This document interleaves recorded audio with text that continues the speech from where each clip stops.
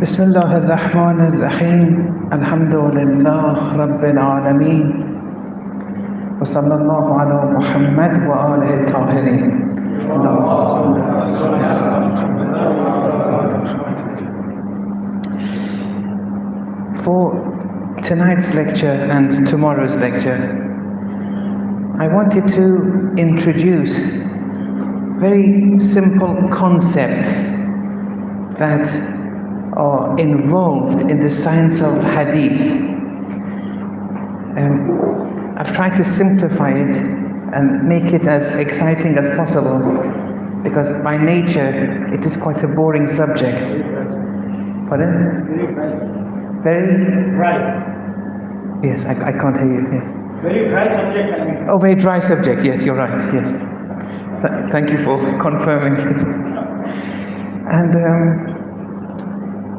but the reason I'm touching upon this is because in this community and other communities, certain sound bites have been given, and sometimes certain half-truths have been given.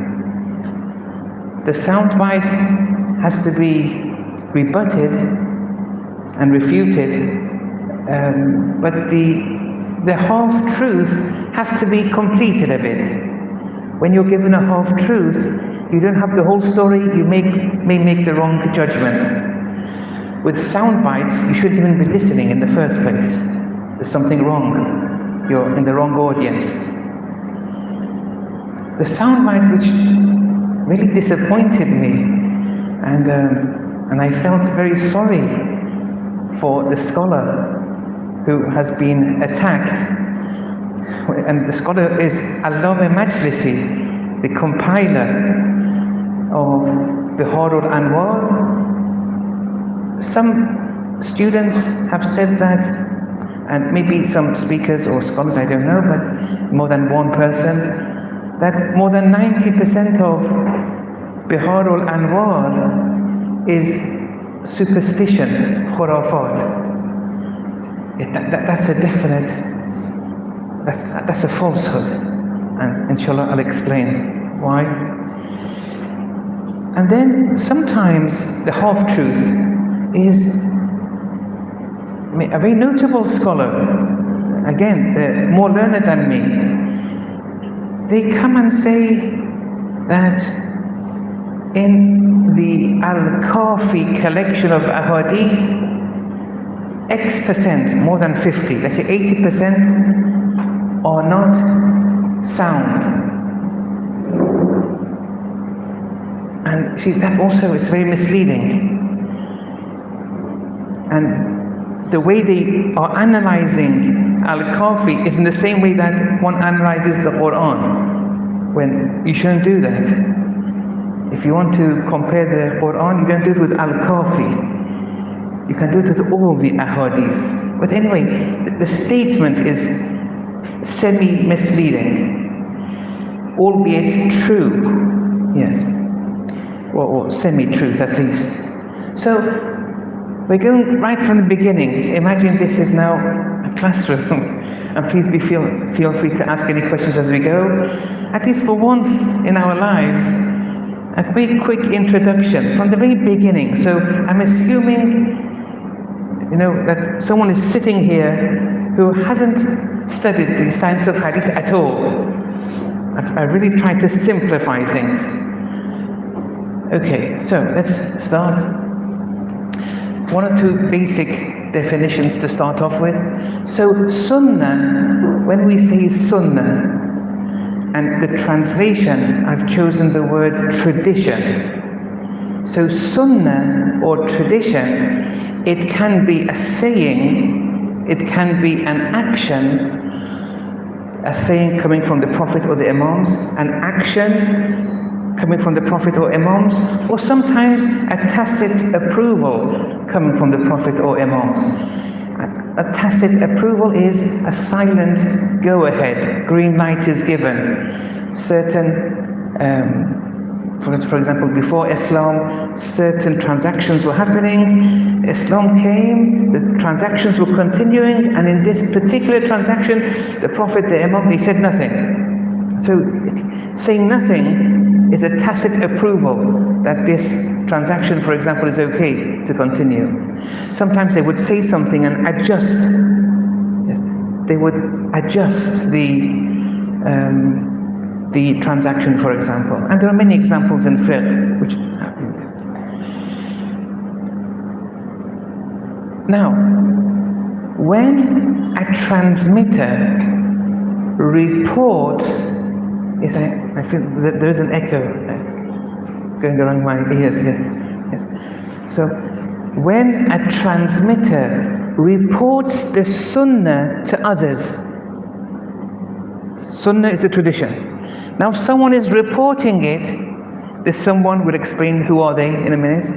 They're reporting it, the Sunnah, to others. Now that which is reported, the Sunnah which is reported, it's called a narration or a Hadith. The action itself was Sunnah or tradition. Now when this is being reported by transmitters to others, now that reporting, we call that a narration or a hadith. So this is what we're going to analyze, the mechanisms of it. So the hadith is the reporting of a sunnah. Okay, so far so good? Yes. Yes, although if you want to write it down, it's okay, but these slides are yours, brothers. There's no problem. It's all your property. Al-Falah's property is. Yeah. So, a hadith is the reporting of a sunnah. Okay. Next slide. Now, as a result of mentor-student relationships and the passing down and relating of ahadith, sequences of chains of transmissions have resulted. Look, let's go back here. The tradition was the saying of the Prophet, or the action of the Prophet, or the Imams. I'm using them both again. So who would transmit or report the actions and the sayings?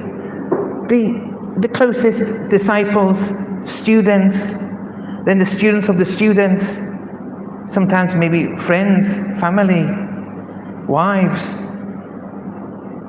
So, but those who were in contact with him, and then they would be learned people, many of them, and they would go and report it to their students or the next generation. So this is very natural for this to happen like this. There's nothing strange about it. And many of the Imams, especially Imam Baqir, Imam Sadiq and Imam Kadhim alayhimus salam, they would emphasize on write it down now. And then they would write it down. And they wouldn't add anything, subtract anything or classify anything. But they would write it down then. And I'm not saying they would write the exact wording. Sometimes they would use their own wording. But the message, the main message, as they understood it, they would record. Now, here, so this would keep on happening. So you would now get a chain of transmitters. Starts from the Prophet and the Imams. But then the next in line, the next in line, the next in line, you get those, we call them chains of transmission. During the verse of the Quran, we say verses of revelation. In relation to verse of the Quran, we use the word nuzul, revelation. For hadith, we use the word Arabic is sudur, transmission. Although it doesn't have the same sanctity, of course, but still.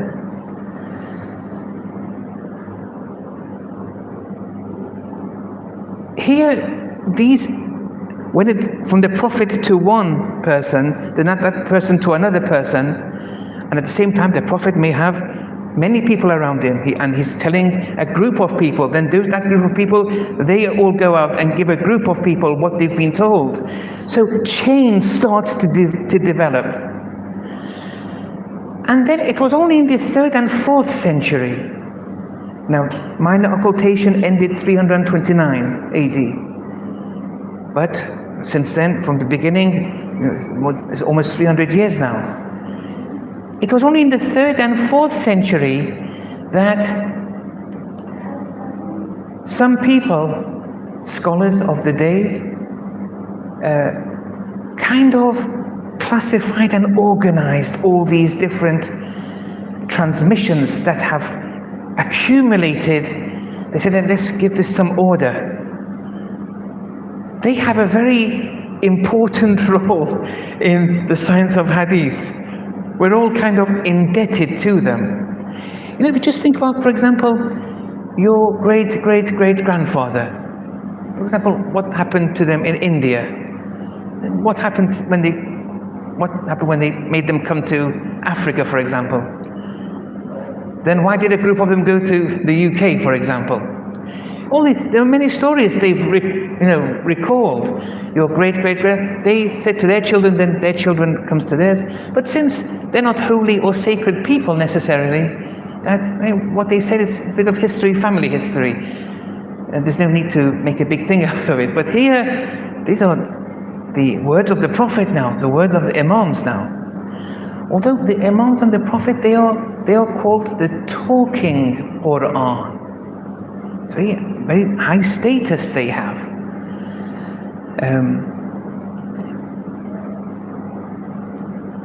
Yes. If they were to give you an instruction, that instruction wouldn't be less than a Quranic instruction if the Prophet himself told you. What's happening with the chains of transmission of Hadith, these are reports of Sunnah. Remember the definition. Hadith is a report. It's not the actual wording. That is, we don't pretend that it's the actual wording of the Prophet or Imam. They said something and the message was conveyed. Like in history and what your great-great-grandfather would say, it may not be the same words used, but he would convey the message. Anyway, these scholars in the 3rd and 4th century, 2 or 3 of them are very well known. Sheikh Sadur, Sheikh Tusi, and Sheikh Kulaini. But there were many others. They really put it upon themselves for the succeeding generations to know what the preceding generations, what was going on. And they were either in the time of Ismat, during the 12th Imam's minor occultation, or their period was stuck to the period of Ismat, following it from that period. So it was connected to it. And so they would compile. And naturally, these scholars had mentors, more than one, who had mentors, who then eventually would get connected to the Prophet or the Imam. So these scholars are very important to validate their authenticity, and also it's very important because they have certain chains which, if those chains were to be invalidated, that would cause a big problem. So they're the missing link, so to speak. And one problem that we have is many books were written by the disciples and the disciples of the disciples of the Imams. Many books. They've counted them as 400. Most of them we don't have access to today. There were fires, invasions, this, that, and the other. The names are given, but the original books now, we don't have them. For example, Nahjul Balagha, Sayyid Razi, who was the compiler, today maybe they've done a lot of research on it, 70 to 80% of all the sayings in Nahjul Balagha, they found the source. They found the chains of transmission. It was a very difficult project because Sayyid Radi didn't mention from where he would take the books, those statements. He was just a compiler, but he had access to the 400. He had access to many of the 400. I say 400 because it's a well-known phrase, the 400 effects. The 4 effects as in products. And so, for example, during Sayyid Razi's time, there was a fire because of certain clashes between denominations, and libraries were burnt. Many of those 400 were lost. But can we assume that Sayyid Radi, since he had access to them, he would choose the authentic traditions when he was compiling Nahjul Balagha? It's a historical point. It's history. The trends have to be, the patterns have to be evaluated. Some people said, of course we can. Even before the ahadith their sources were found, they said, look, Sayyid Radi had all the books under his supervision. He was one of the heads in Baghdad. And there were libraries there. He had all the access. Now, he didn't write the sources, but he had all the access there. We can very easily affirm, and for us, it's, confidently we can say, I'm saying a scholar is thinking like this, that Nahjul Balagha then is all correct. Now they've found 70 to 80% of the sources, but even if they didn't, look, they say Sayyid Radi had access to all the books. And there were many other scholars in the 3rd, 4th, 5th century. Compiling was a big thing that they did. It was a missing link between the preceding and the succeeding generations. So what would happen is this 3rd or 4th century, 3rd century, because Sheikh Kulaini was born in the 3rd century. He died in 329 after Hijrah. So a 3rd or 4th century traditionalist, one who is to do with the Sunnah and its transmissions, relates from A. It may be one of their mentors. Sheikh Kulaini had a number. And A relates from B, who relates from C, and from chest to chest, this generation to generation, it was all passed down. And C relates from D, who relates from a disciple of the Imam or the Prophet, who relates from the Imam that the Imam said, and then you get the reporting of the Sunnah. See, it's very straightforward, inshallah, so far. Should be straightforward. So here, I've drawn something like that. So Sheikh Saduq or Sheikh Tusi or Sheikh Kulaini, or he was known as Thiqatul Islam Kulaini, he would narrate it from A, from B, from C, C from D, D from E, from a disciple, from the Imam, then the content of the hadith was given. So that's something important. Have that as a model. Although it's a random thing, it's not. So far, 2 things you should have now become curious in relation to. One is the content of the hadith. Okay, that's one. But also, and just as important, is the chain of transmission. These 2 seem to be the pivotal elements to the science of hadith. We have to get to know a bit more about these 2.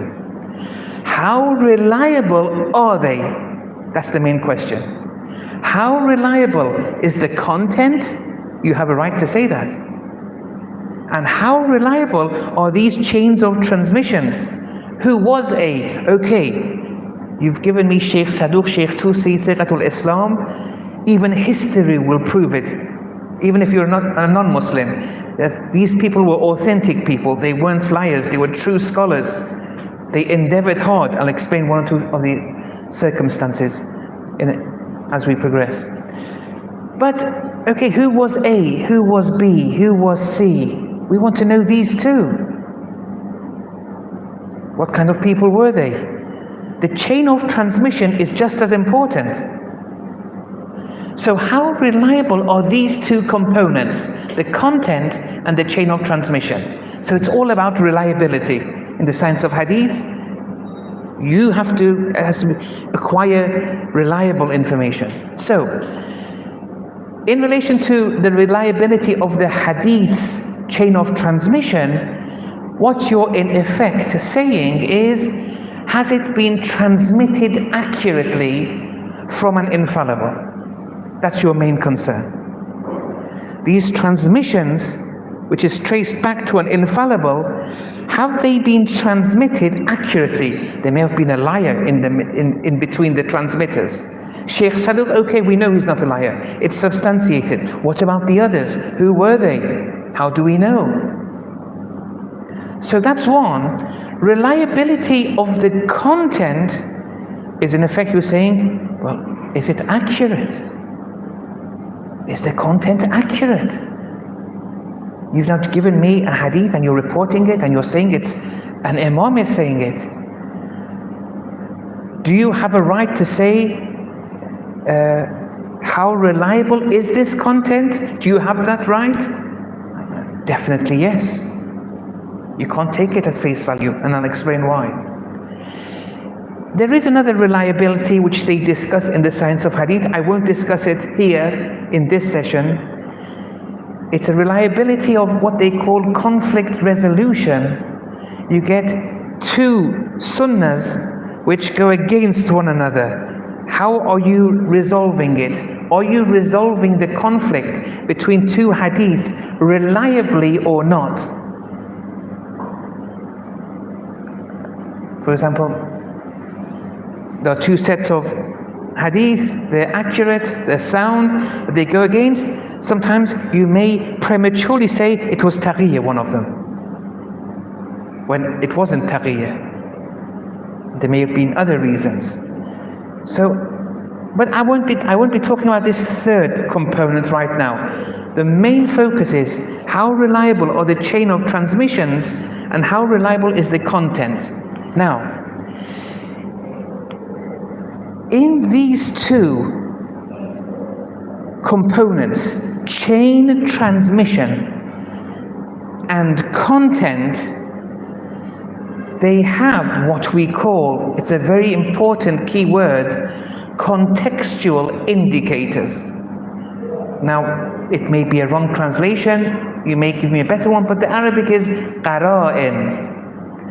Contextual indicators. Now, there are contextual so here we have a hadith, it has a chain of transmission. How reliable is it? We have a hadith, there's a content, how reliable is it?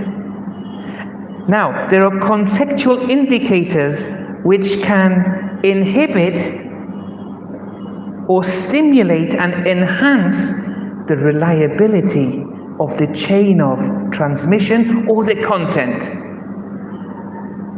Now, I'll just give one example just in case some of you may have missed that. So, for the content, you say, well, this is on the par with the Quran. Ah, right. The reliability factor goes high in relation to the content of that hadith. Okay?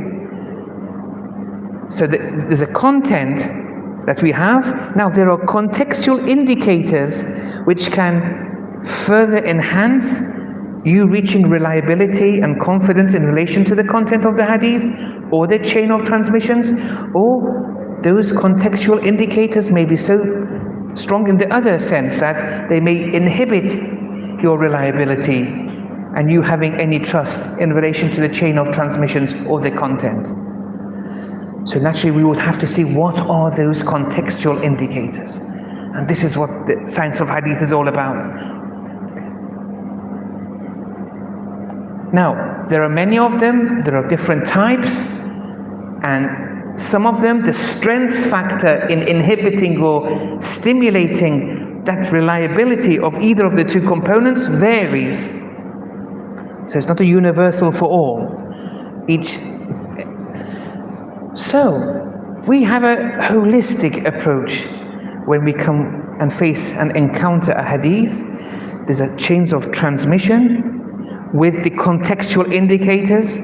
There's the content of the hadith with the contextual indicators. Put it all together. The scholar says, am I certain about this hadith now or not? Is it a true transmission? It may lead to uncertainty. When you holistically evaluate all the factors together, it may lead to uncertainty that the hadith, yes, this has been relayed by a ma'soom. It's the scholar's call, the mujtahid's call. It may lead to uncertainty that the hadith is factually correct. It's very easy with the contextual indicators which I mentioned. It may lead to uncertainty that the hadith has been accurately adopted within a conflict scenario. And if the answers to these are yes, then that is hujjah for you. The term hujjiyya in English is probativity, proof. If you've answered yes for these on the whole, then yes, you can now act upon that hadith. You can act upon it. It may be an article of faith, it may be an action, and we'll speak more about that in a minute, but you can act upon it. Unless, for example, it's substantiated that taqiyya was involved in that hadith reporting.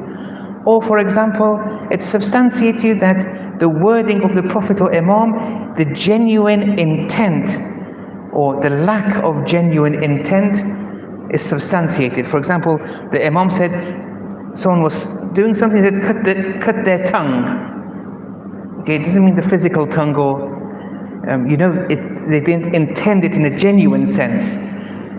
Yes, okay. So the holistic approach is important to bear in mind. So, sometimes a transmission is reliably proof because you've gone through the chains and the transmitters, everyone's okay. But its content is not accurate. And that's when the Imam wanted to do taqiyya, would say something, and therefore the content is not on a par with a previous saying that he said in relation to a ruling, for example.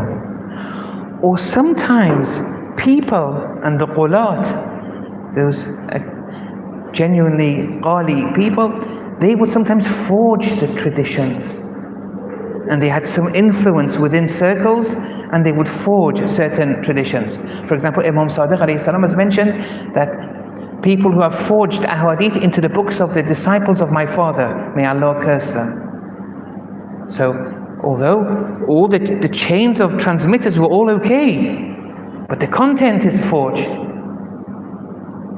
So just because, look, listen very carefully, just because the chain of transmissions is all okay, it's not a definite. Okay, it's important, but it's not a definite. Also, sometimes a transmission is not reliable. There were weak entities involved in the chains of transmission, and you conclude that this is not a reliable chain of transmission, but its content is accurate. The content of it, though, you have certainty in relation to.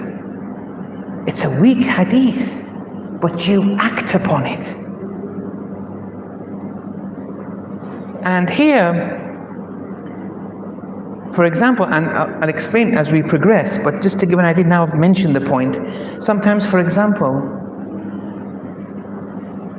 there were certain hadith which the earlier scholars had in the 2nd or 3rd century. It passed down, and let's say there were 100 of a particular hadith, or 50 of a particular hadith. Some of them were all accurate, some of them were weak. They were a mix. Then some books got lost. Now the earlier scholars had access to the earlier books. For them it was a definite. The contextual indications for the earlier scholars was that yes, this is something legitimate, the Imam Ma'soom has said it. We had access to the original. But now the books have become lost. The books that we have saying the same material, the chains of transmission are weak. Those scholars still act upon those weak traditions. Why? Because they had access to contextual indicators. So you see, a number of scholars, which was in connection to the time of ismat, of infallibility of the imams, they, even though the ahadith are weak, you see them one after the other accepting them and basing their fatwas on those weak hadith. This shows that those scholars had access to something which later generations did not have. This happens. So they say that the acting by, abiding by of the scholars of that generation compensates for the weakness of the hadith. Now, 90% of the Maraji today accept this. One or two don't. And the important one was Ayatollah Khui, rahmatullah alayh. For example, he said, no, for me it won't compensate. It's a very legitimate opinion. Whether who is right, but the minority and the majority, it's very clear. More than 90% are like this, who say, no, when the scholars connected to the time of, they're giving these fatwas and they're acting upon it, even though the hadith is weak, they had access to these contextual indicators, which we don't. But the very fact that they're acting by it, it shows that this hadith comes from an imam.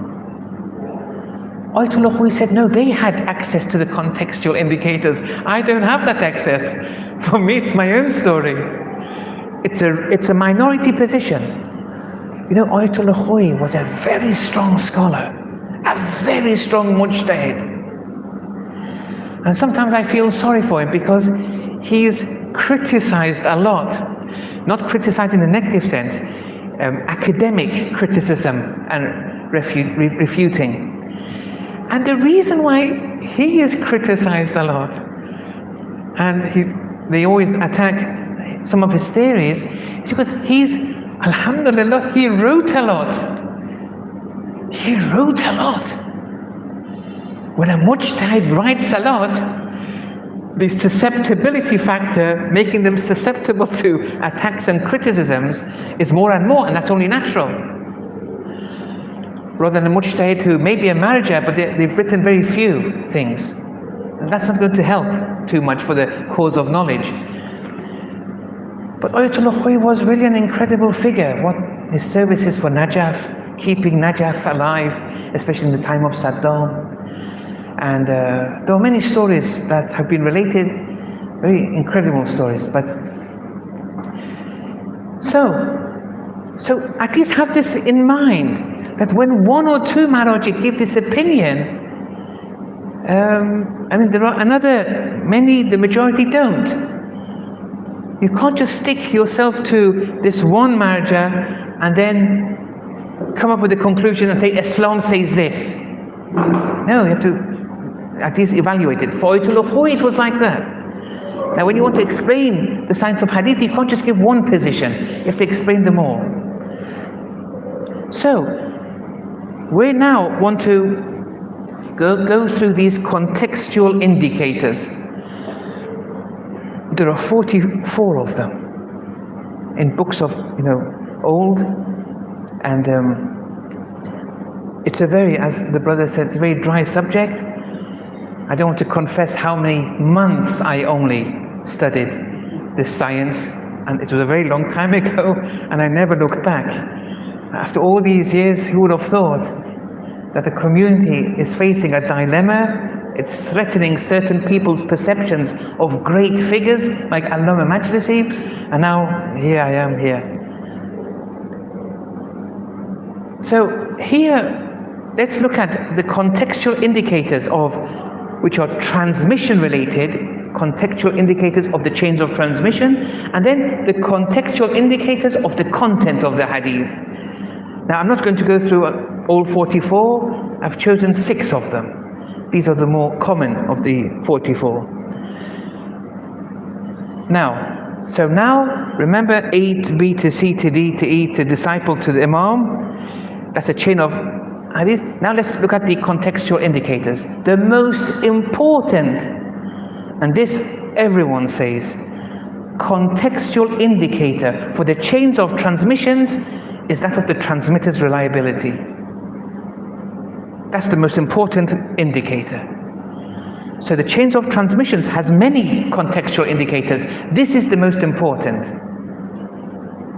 With Ayatollah Khoury, again, a minority position, this is the only contextual indicator. And whatever remains are very few in number. Most of the other contextual indicators we're going to mention, he says, no, this is the most important. And then the exceptions he has, he'll mention where.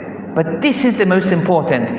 Is the transmitter a reliable source? Now, reliability depends on many things. And as a result of these many things, the degree of reliability can be something from very strong to very low. For example, were they known or substantiated to be just? Were they of the 12 Imami doctrine?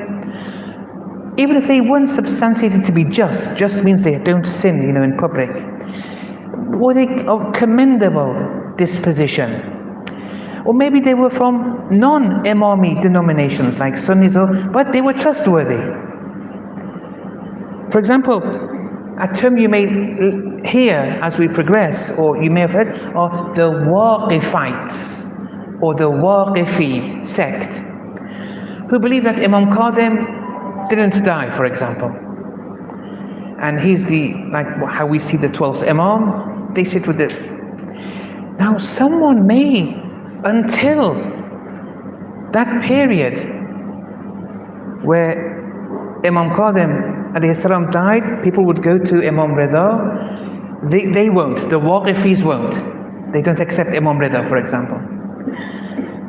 Now maybe that scholar or person, before the death of Imam Kadhim, he related a number of hadith. Everything was normal then.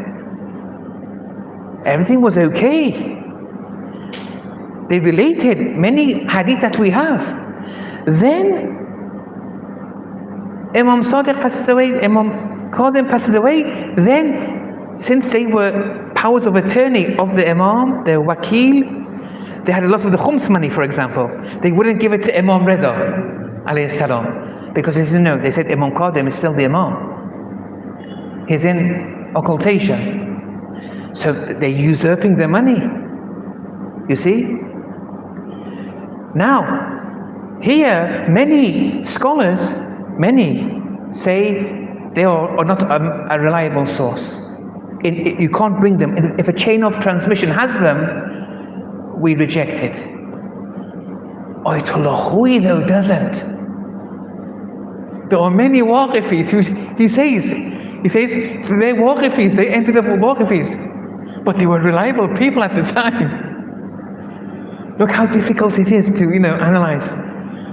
But how exact and precise he is. You can't just because someone ended up as a Waqifi, because one person, if they're weak, the whole chain of transmission is now questioned, is criticized very heavily. It requires a lot of compensating to get it back on track again. So you see, so Ayatollah Khoury also has these opinions. The Sheikh Saduq example I gave, Sheikh Saduq, Sheikh Koleni, yes. Ayatollah Khoury had this opinion. And many of those who were his followers were disappointed why he gave this opinion. There's a book called Kamil al-Ziyarat. It's by Ibn Qulaway. It's translated into English too. Ibn Qulaway was from the 3rd, 4th century. Look what Ayatollah Khoury saw in this man on analyzing him. He said, whoever's transmitter name that Ibn Qulaway has brought in his book of Hadith, Kamil al-Ziyarat, that transmitter is reliable. Whoever is named in the book. Why?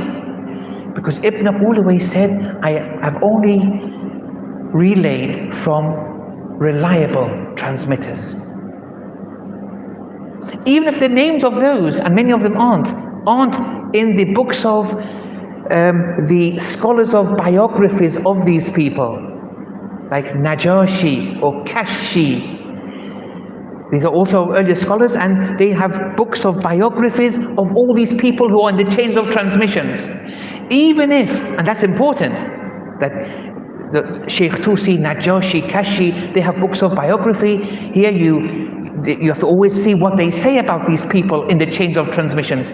But here suddenly you see Ayatul Khui, someone who is super precise, super precautionary, contextual indicators, only this one. They say, whatever transmitter you see the name of, which is in this book of Ibn Qulaway's, it's accepted by me. He also says the same in relation to Ali ibn Ibrahim. With these two, many people, they were bewildered with this. But now I can't go through why he said it in relation to those two. It requires a bit of expertise. I may not be able to convey it in the best way. But look at the, precision here. And so, when you say Ayatul Khui, you have to look at the whole picture. You could just take a bit of him, and a bit of this scholar, a bit of this scholar, a bit of this scholar, and now invent your own, kind of system of identifying the ahadith. No, it's not a game. There have to be principles here one has to abide by. So depending on these different points, and sometimes the person is known as a liar, okay. So when a person is known as a liar, well, the chain of transmissions has one liar, then that's a no-go area. We call it a weak hadith. If the chain of transmissions, if everyone in that chain of transmission is a 12 Imami and is known to be just, you can imagine that is the ultimate hadith. And we call that Sahih. Now, between the Sahih, and this is a modern, this is something which came about. The earlier scholars didn't have this classification. They had another type. And the reason they had another type of classification, because they had more access to more contextual indicators, it was more easy for them. But as these contextual indicators withered, the more later scholars, they brought their own classifications. So here, a sound Sahih hadith is where the complete chain, A to B to C to the Imam, it's complete. First of all, there's no missing link. We know all of them, who they are, and there are 12 Imami, and they're just. It's a very strong, set of criteria there. But a second group is decent, Hasan, decent ahadith, okay, where one or more, they're all, we know the chain is complete, but one or more of the transmitters, they're 12 Imami, but the justice factor isn't substantiated. They may have sinned now and again. But they're commendable people. Me and you would have fitted this in this category, where we've sinned, even in public. But we're 12 Imami, we're commendable, dependable people. And so this hadith can be used for extrapolating. It's not as strong as the Sahih one, but still it's okay. Yes, if you have a Sahih and a decent hadith in contradiction, the Sahih one will outweigh that. But let's say you only have decent ahadith, Hasan ahadith, that's enough for fiqhi extrapolations and maybe doctrinal extrapolations. I'll explain what I mean by that later. Then you have the next in strength, muwaththaq, which is reliable ones, meaning one or more of the chain, they're non-12 Imami, okay? But they're trusted people. For example, at your workplace, you may, not only other denominations, sometimes there may be a Hindu at your work. You may even see he's more trusting than the Muslim. It's possible. This Hindu one doesn't lie, for example, or whatever this Hindu says is always, he's trusted. But sometimes these are lacked. Either the chain of transmission is incomplete, or one of the people there, they're just a blatant liar, or that forgery happened, or whatever. Okay, so here there are these different sets of hadith. Now I ask you, and I put it to you, if someone comes and says, I'm going to go through all the ahadith of one book of collection of hadith by the name of Al-Kafi, and all that interests me is the first group, the sound ahadith. So I'm going to go and see Kulaini's collection of hadith. I'm going to go through all the 16,000, for example, in Usul al-Kafi, or there's more than that rather, maybe 32,000, 16, I guess. And now if someone says, I'm going to go through all of them, only those where the chain was complete and all the transmitters were 12 Imami and the justice was substantiated, and I get that from the books of biographies by Najashi, by Kashi, 3rd, 4th, 5th century scholars. Sheikh Tusi has one, Al-Udda.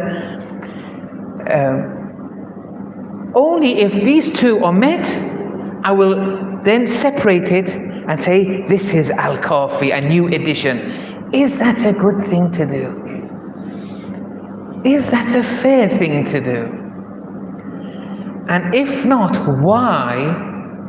Okay, and I'll be answering this one question. This whole session is to answer this one question. If it's not fair, why isn't it? But we also give the benefit of the doubt of those not very well-known scholars who have decided to do this. They're not very well-known. Ayatollah Behboudi isn't a major figure. He was a scholar. Yes, compared to me, he was a big scholar. But compared to the elite in Qom, no, he was very average. He was one of the people who, he said, let's get this Al-Kafi, and I'm going to take out only the Sahih traditions. I have nothing to do with the decent or reliable ones either, the Muwaththaq and the Hasan ones. So, most of Al-Kafi may have gone away. And you're left now with a number of ahadith. Now, did Behboudi, who was once, he's done this, did he have a reason behind it? Well, we have to assume yes, it may have been a bit of an exercise. What's wrong with knowing how much are Sahih, how much are Hasan, how much are Muwaththaq? What's wrong with that? It's good to know. But people have got the wrong end of the stick. Behboudi never wanted to say you can only extrapolate your religion from the Sahih ones. He did it with a purpose he had. But you've ignored a whole bunch of ahadith.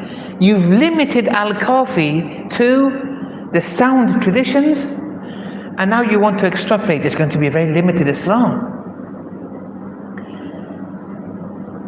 Kulaini said, all my ahadith are Sahih. Okay? But when Behboudi looked at it with his own criteria, they weren't, because sometimes the chains of transmissions were missing. Sometimes maybe there was a weak entity in the chains of transmissions. So what was Sheikh Kulaini talking about? Sheikh Kulaini was in the period of Ismat. He was in contact with the deputies. When he says it's all Sahih, it means he has access to a lot of other contextual indicators which Behboudi no longer has access to. And even though there may be a weak source in the chains of transmissions, he's telling you this hadith there is Sahih. Even sometimes the break, the chain of transmissions is incomplete. He's saying this is Sahih. Khulaini was someone, he was living around, there were a lot of Sunnis. They would argue with him about his ahadith. He would prove his point. It was a compendium of Shiism, what he had compiled. Many of the students say, look, what are we going to do?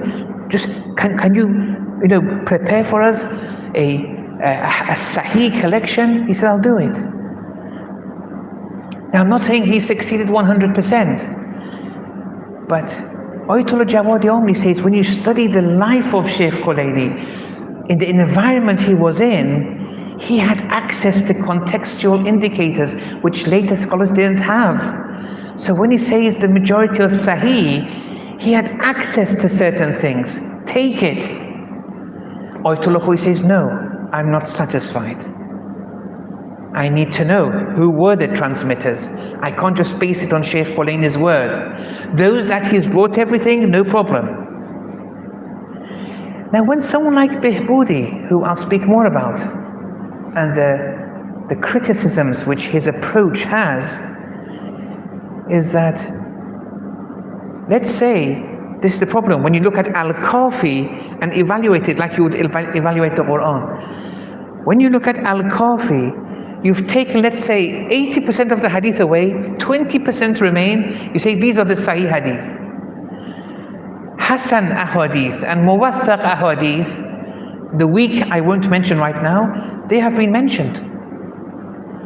Why didn't you look at the other books of ahadith, where those Hasan and Muwaththaq ahadith have been relayed by collectors and compilers of other books of ahadith, where their chains of transmission is Sahih and the content is exactly as the content which you've just put aside.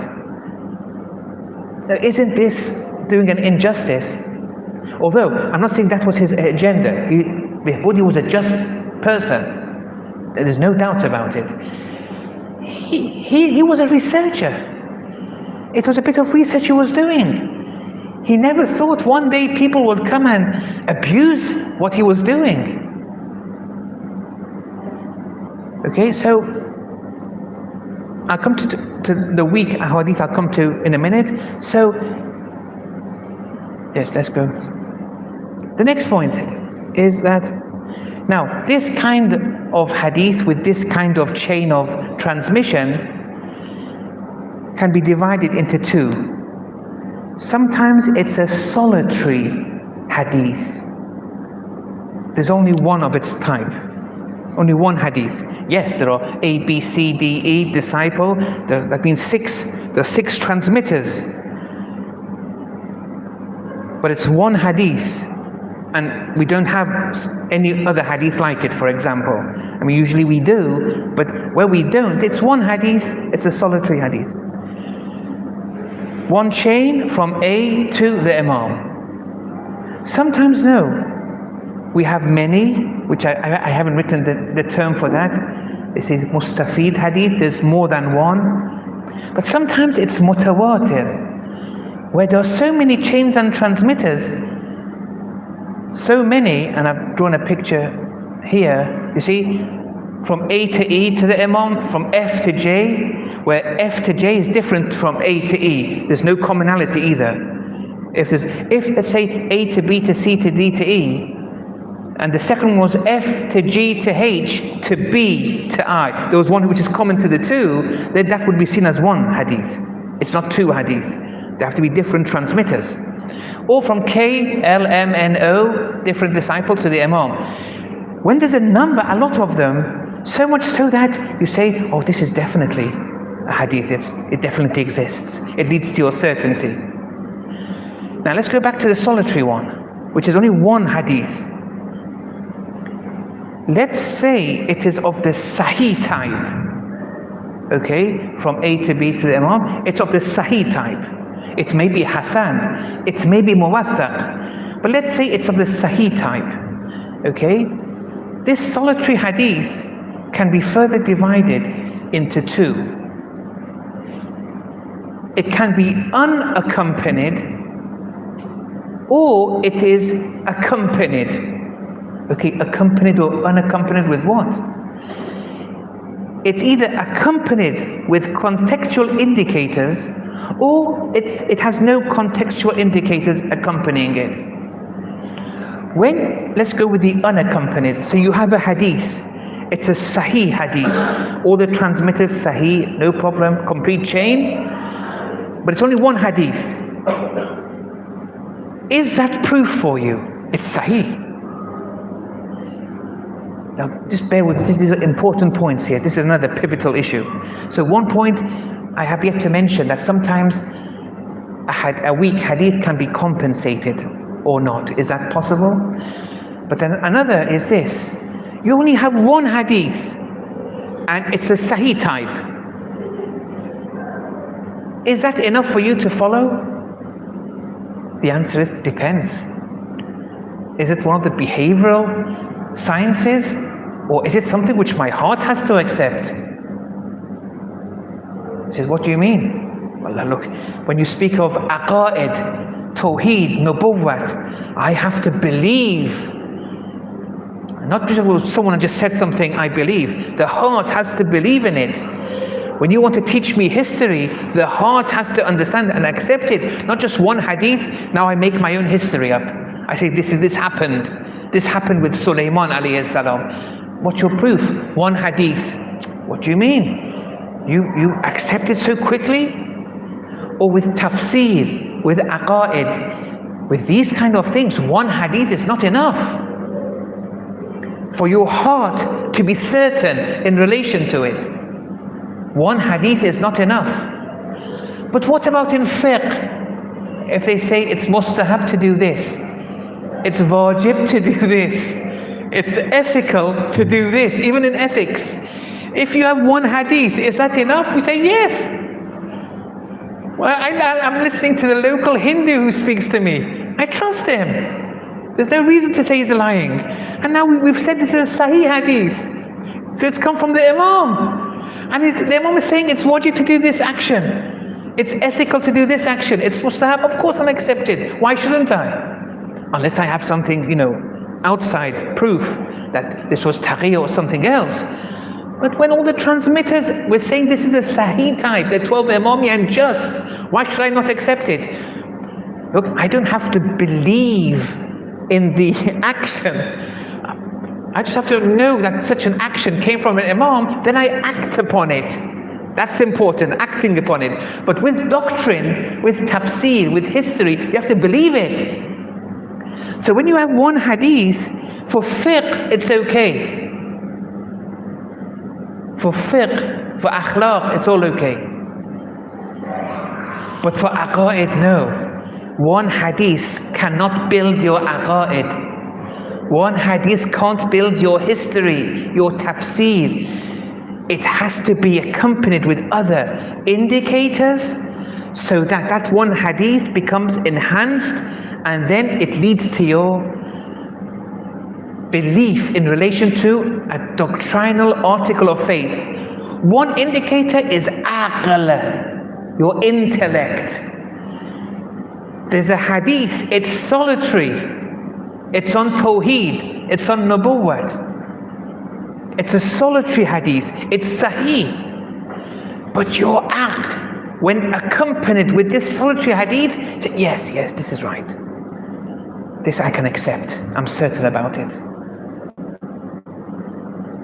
So this dichotomy is important in relation to solitary ahadith of the sound type.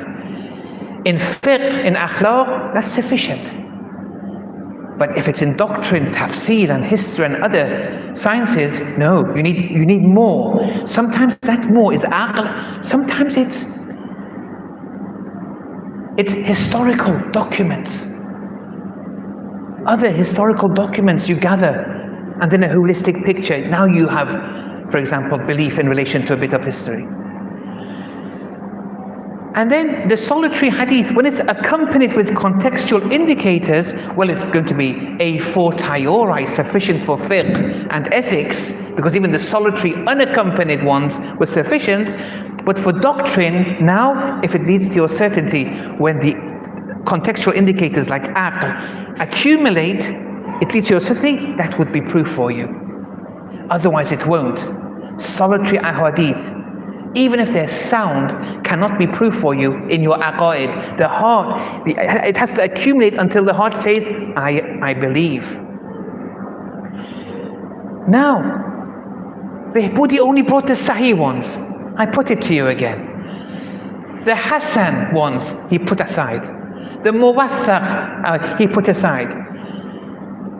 If he had just looked in other books, those Hasan and Muwaththaq could easily be accompanied with other ahadith on the same theme, okay, which they may be stronger.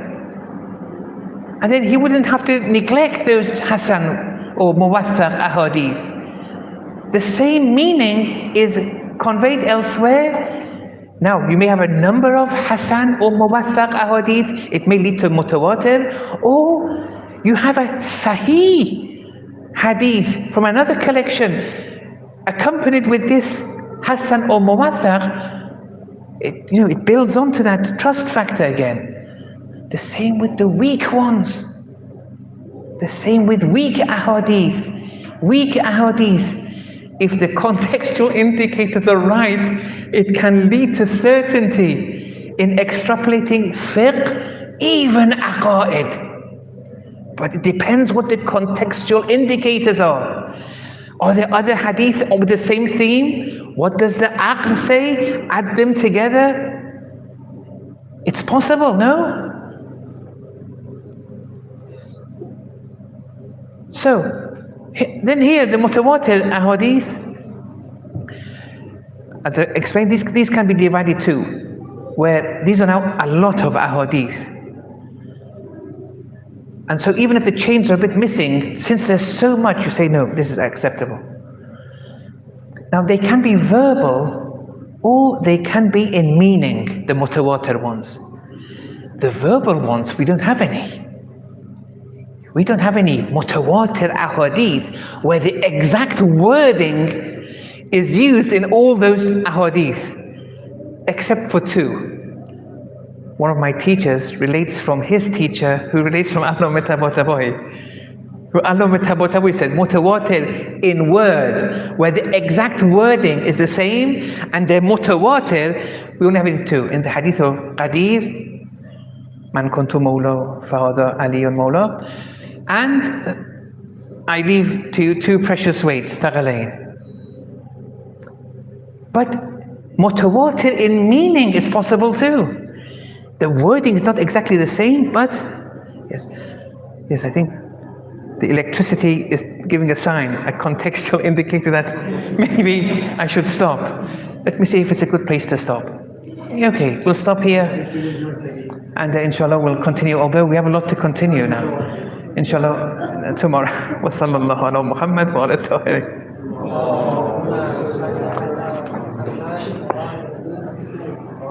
Pardon? This one? Yes. Which one? Unaccompanied or accompanied? Unaccompanied, right. It's not sufficient for doctrine. Because doctrine, aqaid, tawheed, the first one, for fiqh it's enough. If you have one sahih hadith, you can act upon it. If it's for fiqh or in akhlaq, anything behavioral. Because you know it's sahih, so you have no problem there, and you don't have to believe in the action. You believe in the chain of transmission. They're saying the very fact that you believe it's come from an imam because it's a sahih transmission, well, you act upon it. You don't have to believe in the action. What's important is acting upon it. That's why taqleed is okay in action. But why is taqleed not okay for aqaid? With aqaid, you have to believe. So one solitary hadith is not enough. Yes, well done. I think it's a good point, you. Yes. Okay. Wa sallallahu ala Muhammad wa ala